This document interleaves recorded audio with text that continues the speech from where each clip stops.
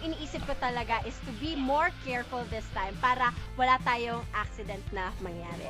During my first and second attempt, nandun pa si coach with me.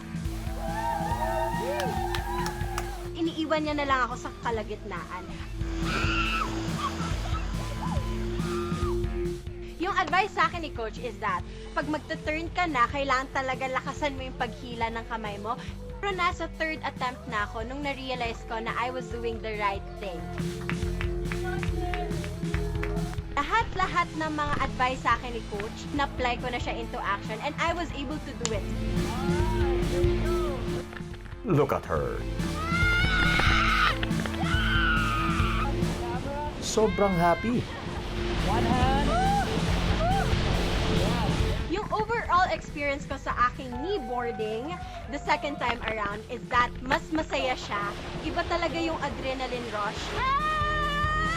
Si Rabia dito, very good student, na-achieve niya in 3 attempts.